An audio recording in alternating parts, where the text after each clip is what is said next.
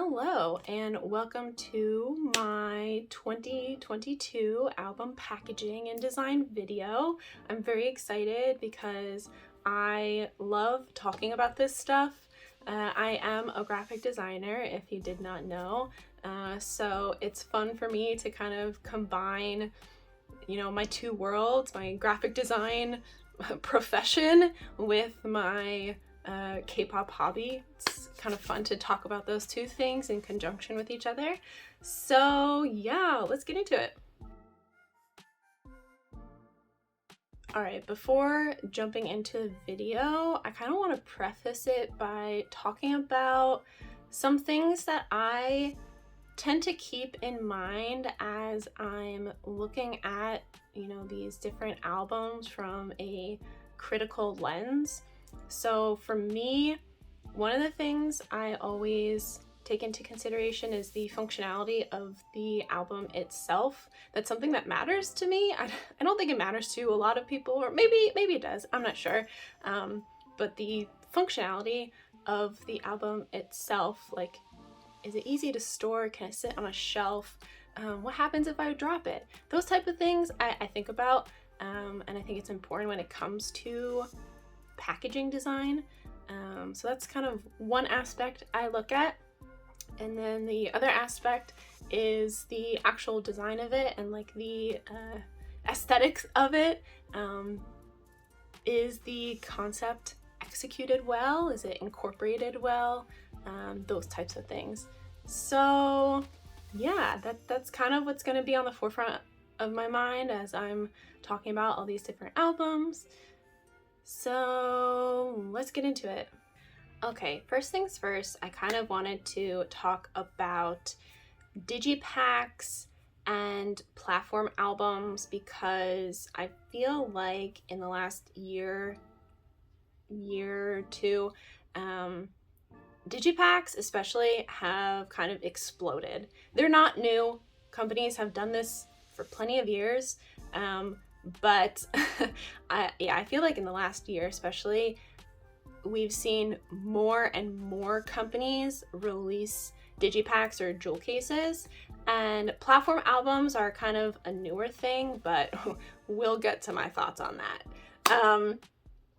But for digipacks, I am not the biggest fan of them, and I've said this before in a previous video and someone commented and asked why they're cheaper, and that is true. Digipacks are cheaper than standard, or what we think of as standard albums.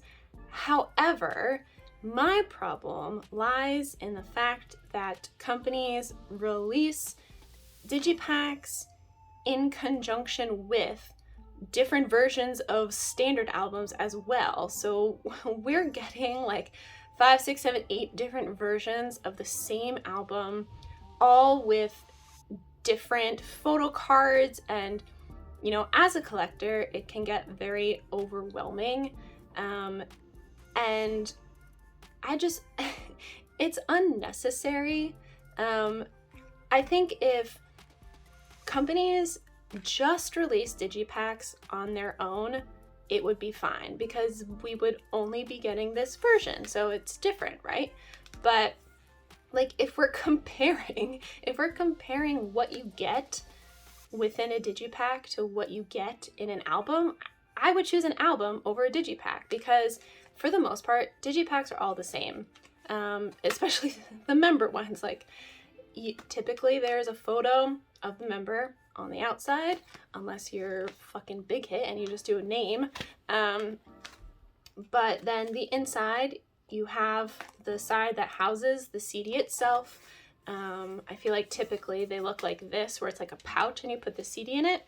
And then the other side is a small booklet, and you get a few photos, not many, and you get the track list and the lyrics, and it's pretty basic. It's pretty standard. There's not much to it. I don't think it's that exciting.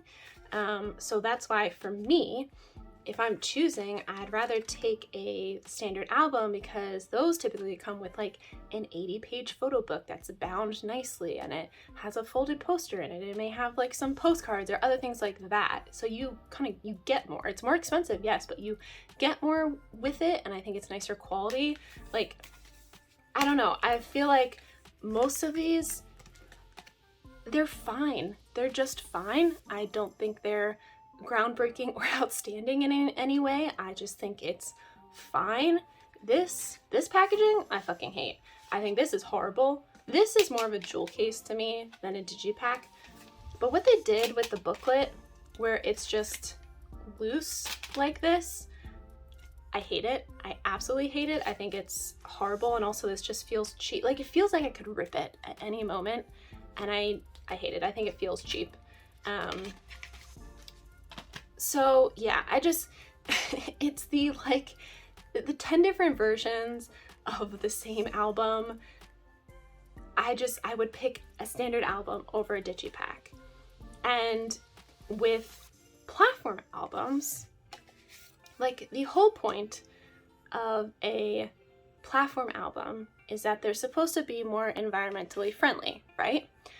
It probably takes less to produce them. It's less materials. They're easier to recycle because you're not getting a CD. It's paper, right? It's paper. It's an envelope, basically.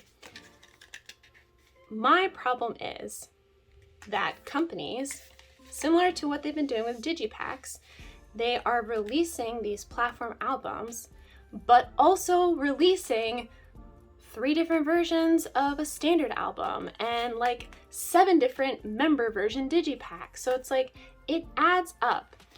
You're not being environmentally friendly if you're still producing albums that are wasteful. I don't know if I'm saying this in an eloquent way. I've thought about it a lot. I've seen discussions about it online a lot. I've had discussions about it a lot. I just think, like, these companies can't tout that they're being environmentally friendly when they're still producing so many different versions of a standard album, and then also producing a bunch of different versions of a digipack, and then also releasing platform album versions, you know? Like, something's got to give at some point. And I think this industry still has a long way to go before they actually are being environmentally friendly. Honestly, I think one solution, like, I don't have a solution, but I think one solution could be that if a company wants to release a standard album and a platform version, put the same photo cards in every version. That way, we as consumers can choose, like, oh, I don't need a standard album. I'd rather just get the platform version because then I can just recycle it, but I still get the photo cards.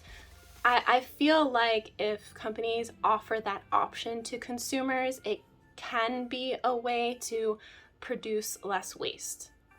So that is my little rant on all of this. And yeah, digipacks are fine. They're just fine. I like the idea of platform albums. I just think that we have a long way to go in that regard. So let's move on. The first group I want to talk about is Purple Kiss. So earlier in the year, they came out with memeM. And there's a few things that I like about this album, and some things I'm confused by. But right off the bat, I really like that they did this debossing effect on the front. And a lot of people get debossing and embossing confused. Debossing is when the lettering goes into the paper, and embossing is when it sticks out. So this is debossed. And I like that it's just a nice, subtle, tactile addition to the outside of the album that, I don't know, it just elevates it a little bit for me. And I like the silver touch. So I really like that. Like, they debossed the 003 here, the logo, and the title. So I think that's really nice. I also really like that they did this kind of subtle horror photography for this album, and like the jewel tone color palette with the deep cranberries and the deep teals and the deep purples. Like, I think it was a nice color palette overall, and I thought it fit with the kind of subtle horror concept they were going for, especially this type of photography where like, I feel like looking at this, it's innocent enough, but it's also kind of creepy, and you're like, why is it a photo of feet on the ground? Like, what's going on here? So that subtle horror, that's what I'm kind of talking about. My problem was that this concept and like the concept they were giving us in the teaser trailers and things, they were supposed to be witches, right? And they were witches invading your dreams, and that's kind of creepy. So I thought we were going to get another title track like Ponzonia, and we didn't. And so that really confused me. But like, I think all the other like materials that they released for this album, it all fits this witch theme that they're going for, which I like. I think that works really well with Purple Kiss as a group. I just don't think it fits the title track. And I guess I will also say for these albums, I kind of like this almost origami like box packaging. I think that this type of material is a lot easier to recycle versus your standard like box and lid packaging that there's obviously glue involved and it's like a harder cardboard. I'm assuming that type of stuff is a lot harder to recycle, but this is just like, you know, like thick paper. I don't know, it's easier to recycle for sure, but it still like protects the contents of the album, and it's still like easy to store on a shelf. So I like this kind of outer packaging as well, and I think this could be a more environmentally friendly type of outer packaging companies can do for albums. So yeah, that was memeM.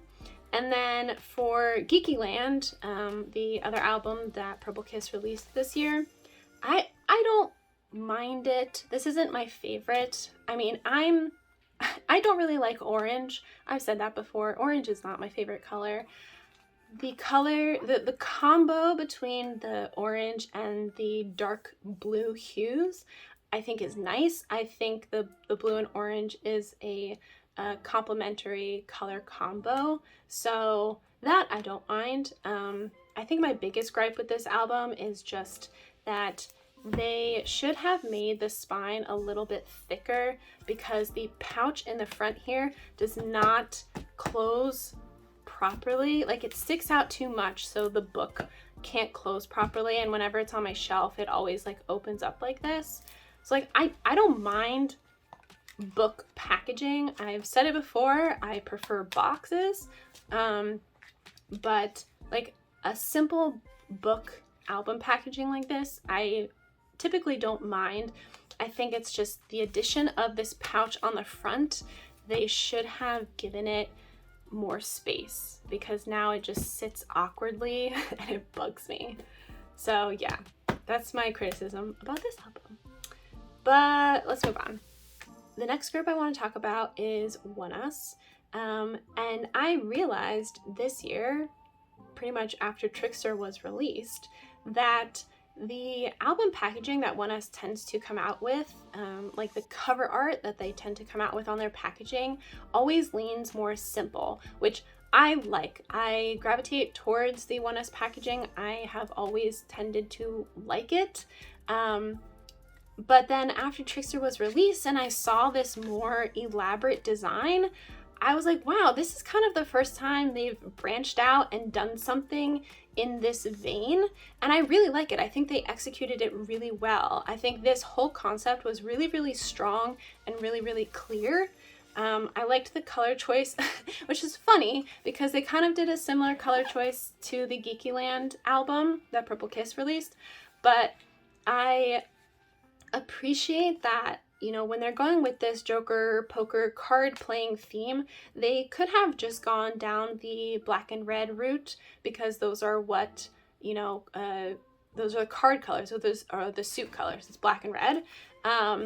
So I appreciate that they didn't do that and they tried to pick a color palette that was slightly more interesting. I liked that on the cover here they have these gold touches, which I think elevate it a little bit.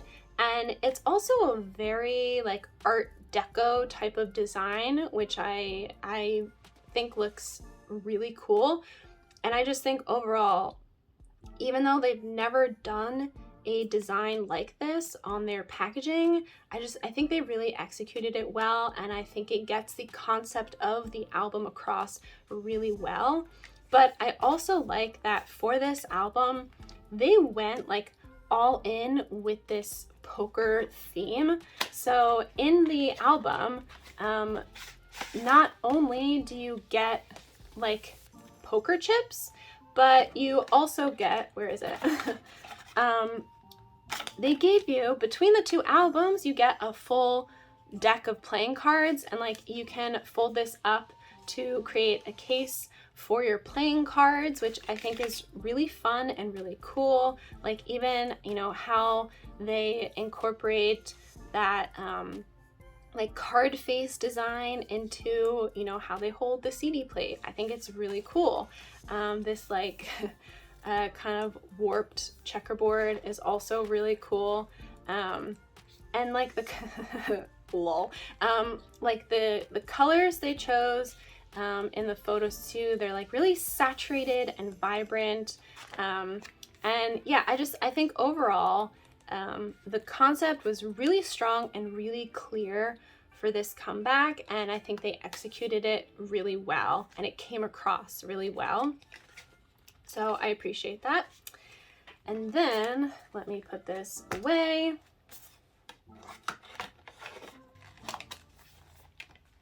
Okay, so then for Malus, let me start with this. So like I was saying earlier, Oneus tend to do rather simple cover art for their packaging. I like it, and I especially like what they did for Malus because the whole concept of this album was like Garden of Eden, sin and desire, you know, those types of motifs. And so the marble effect that they chose, I thought is really subtle, but really evokes that kind of elegant, heavenly feel of Eden they were going for, and having that touch of gold here for the typography, and also using a serif typography, really smart here because I also think it evokes that elegant feel. So I think it was just really smart decision with this. But again, it's rather simple box packaging that I tend to like. But the thing I really want to focus on for this is these member versions of Malus. So I don't really know what to call this, but to me, I feel like this is closer to what a digipack is versus what a standard album is. And I feel like this could be an interesting take on the digipack and like a new way to do a digipack. So what I like about this is that it's small like a digipack, it's compact, but it feels nicer. Like the paper quality on the inside feels much nicer than what we get in digipacks, like the little booklet in digipacks. And I think, but like, I don't know if they're calling this a digipack, that's the thing. But I feel like this could kind of be like an elevated way of doing digipacks. And if more companies did digipacks like this, I think I'd be like more in favor of them. But yeah, I just think the quality of this is way nicer than your standard digipack. But it was still cheaper than a standard album, and it's small like a digipack. It's easy to store still because it's just a little booklet. Yeah, I don't know. I think this could push, you know, what a digipack is, a little bit more to be a little bit more interesting, you know, for the consumer. I also want to say that I really like the snake that they did on the CD plate here. I think that's really cool. Also, I like this color palette too. The blue and the maroon, I think it just works really well together. Yeah, I don't know, this whole vibe of this, I don't know what you call this. Well, what would you guys call this? But I think it could be interesting if more companies came out with albums like this instead of standard digipacks, since I don't think we're gonna be getting rid of digipacks anytime soon. Next up, TXT Thursday's Child. I don't even know where I want to start with this. I'll start with the positives. I've said this before and I'll say it again. I always like that TXT changes their logo to fit the concept of the album. So this time, oh, it's the wrong order. So this time the TXT, there's jagged elements. I like the heart here because a lot of this album is kind of, it's like breakup and trauma and turmoil and all those emotions. So I like how jagged this is because it drives home that turmoil feeling. The color palette is fine. I feel like it's a little dull. I think these colors are a little bit dull. I would have, the red, I understand choosing a red. I think I would have liked a more vibrant red. Yeah, I think overall this color palette is just lacking a bit. But like the typography is like jagged and distorted, and it matches the feel of the logo. So I think that all works really well for the concept of the album. However, this bag packaging is the worst thing Bigot has done thus far. I hated their like plastic outer casings that they did in previous albums, and I really wanted them to stop doing that, but I did not think that they would do this bag. Like, one, it's plastic, and more plastic. They've done too much plastic. But also, it looks dirty. Like, when I got it, the plastic on the outside, it looked dirty. The way that the booklet is, and the way that they stuffed all the inclusions inside, like, I know some people from unboxings I watched, like, their photo cards and other stuff were sticking out the bottom and getting bent. And it's like, hello?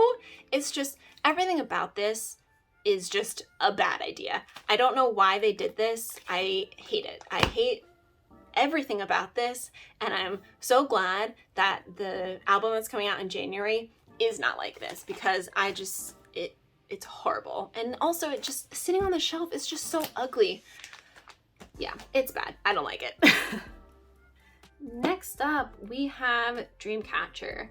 So, I will say, this design is not my favorite. I kind of don't really feel strongly one way or the other about it. I think they could have done more.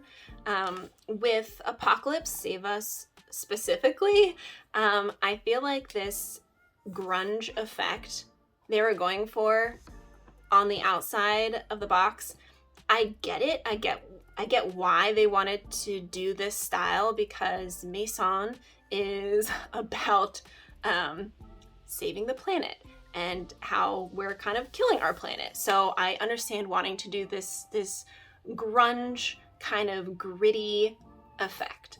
I just don't think it was executed well. I think this reads very much when I was in high school just learning Photoshop. That is what it's giving me. So yeah, I think it could have been done better, although I understand what they were trying to go for. And I also just don't like, this logo is very hard to read for me. I think this logo is far more interesting, and I think it kind of fits their like secret agent vibe that they were going for in this album. I also think this typography is a lot more interesting than this kind of, not a basic serif font, but it's kind of basic. I think this is a lot more dynamic and also fits the like secret agent vibe a bit more. But like all of these color choices I don't really love. I think these should have been more earth tone. I think that would have fit with the concept a bit better. The neon, these are kind of like neon in a way that I don't understand. Yeah, I don't know. I don't really know the color choices. And I also wanted to point out for the Dreamcatcher album, the one like ethereal concept they did, I don't get it. I think, correct me if I'm wrong, I think this is supposed to represent like the utopia they're striving for if we take care of our planet. Whereas like the grungy side of it is like, if we don't take care of our planet, this is what it's going to look like. I'm assuming that's like the vibe they were going for. I just think this like ethereal, heavenly concept is so out of left field. So I don't really get it. But anyway, that was Dreamcatcher. That was Dreamcatcher. Overall, fine. Not my favorite. Could have been better. I don't even know where to start when it comes to ATEEZ. If anyone knows anything about ATEEZ, they know that their concept, their lore is so rich. There is so much involved in their lore that could be pulled and, you know, could be pulled for inspiration to incorporate into the album packaging. And I don't know why KQ consistently comes out with these boring ass color gradients for this packaging. I don't get it. You can do so much more. Like, they could have plastered the freaking anarchy symbol over this and done cool, like, graffiti effect, like, grungy graffiti effects. And like, the marketing for this album with freaking guerrilla marketing and just putting up posters of QR codes to lead people to, you know, different videos and not really saying anything about it on, like, the whole thing behind this album was so cool, and then you just give us this boring ass color palette with this boring ass design. Why? It can be so much more. KQ, please hire me. Let me design your albums, okay? And like, so for the Diary album, Hongjoon I think has a really cool outfit. Even this, like the photo negative effect here, that would have been cool on the outside, doing something incorporating this effect. That could have been really cool. But like, Hongjoon has this outfit. Where is it? Even like the effects they did on the pages here, like, use this and incorporate that onto the outside of the box. I don't know, just do more. But Hongjoon's outfit here, this like grungy paint outfit, I think an effect like this on the outer packaging could have been really freaking cool. There's just, I don't know how many times I have to say it. There's just so much they could use as inspiration for the outer packaging instead of just giving us this simple, basic look. I'm just so tired of it. It frustrates me so much. They could be doing so much more. Okay. I think honestly though, I complain about this packaging so much, I think everyone knows how I feel at this point. But anyway, KQ, do more, please. Okay, we are coming down to the final few albums that I really liked this year. So, not gonna lie, Red Velvet is kind of killing it. I don't have their birthday album, but the cake version of the birthday album, I think everyone loves it. I think it's such a cool idea, such a cool concept, executed really well. Like, I watched some unboxings, and when you take out the circular part of the cake part of that album, like the outside is textured to mimic icing. I think little details like that make all of the difference.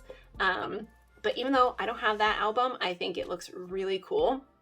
But I do have the, I think this was called the Orville version of the Feel My Rhythm album. And I also think that this is such a clever, fun idea for an album. So their concept was, the song had like classical music in it, but they also had this ballerina concept. And so this Orville version is supposed to mimic a music box. And I just think that is so fun and unique. And it's like fun to display on my shelf. And I like that one of the inclusions was this little stand that you could stick in here like a music box. Like, I had never seen an album like this, and it's so fun, and it makes the experience as a consumer more fun.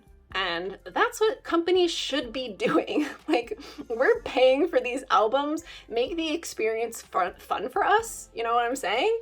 So I think Red Velvet did something really cool with this album, and I think that their birthday cake version album is also really fun, and it's playful, and it's cool. It's just cool. So that's what albums should be: fun and cool and playful.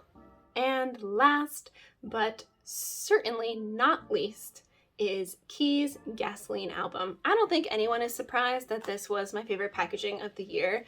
Key's Bad Love album last year was my favorite, and once again, Key has done it. I just think that he is a master of concepts. He takes something and he goes ham with it. He goes all fucking out, and it works so well. Like, when the teasers first started dropping for Gasoline, and they were this like nod to the 80s monster like cult classic movies, I was like, oh yes, this is gonna be so freaking cool.